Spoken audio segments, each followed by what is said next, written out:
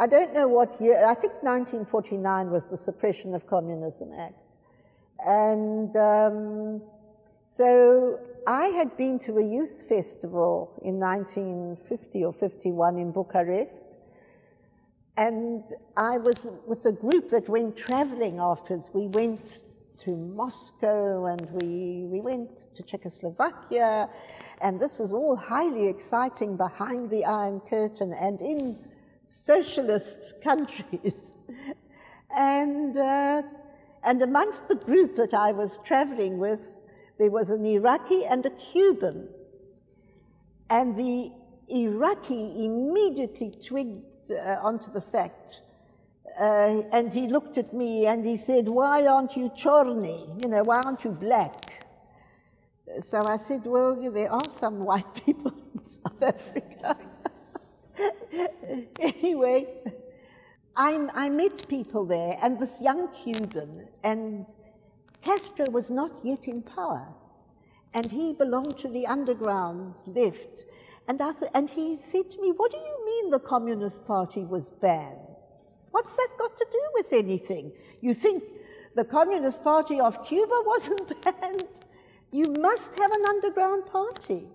So full of eager anticipation, I came back to South Africa, and I asked Sam Khan and his family if we could have a meeting in his house, and invited as many of the people whom I knew had been in the party when it was legal or were inclined that way, and we had a discussion.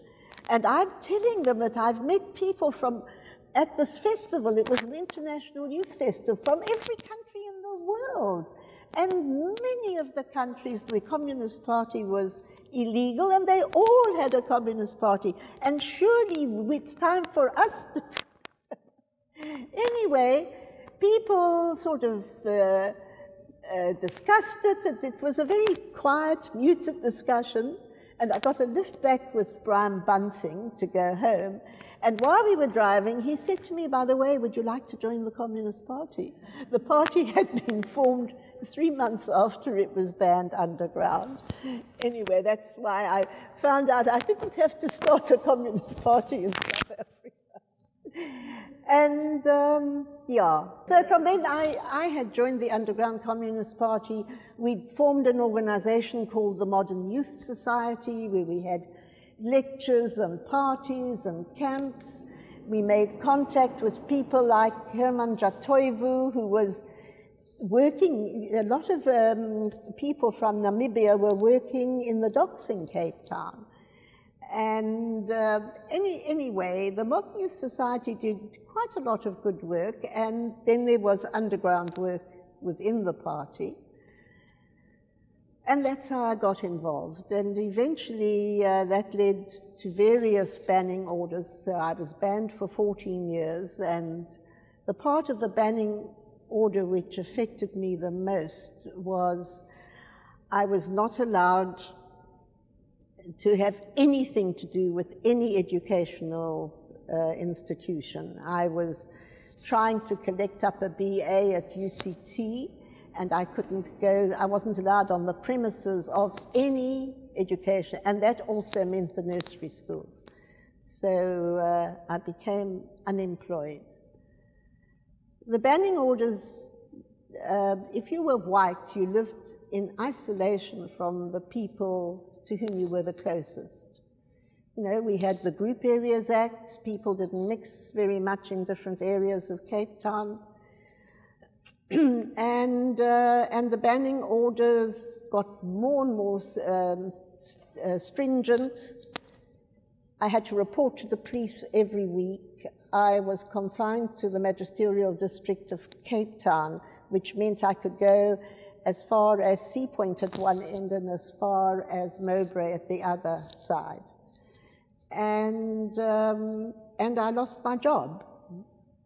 And I didn't know where or how or what I could do to get a job which would support me, because I had to support myself. And you live in a white community where, I won't say everybody's your enemy. Some people really weren't. Some people were very nice. But I was banned from any kind of social gathering. So I was quite young then. I'm not saying I was a martyr. I'm not saying I had it worse than anybody at all. But I am saying it was quite tough and isolating. People knew you were banned and they were scared to have anything to do with you.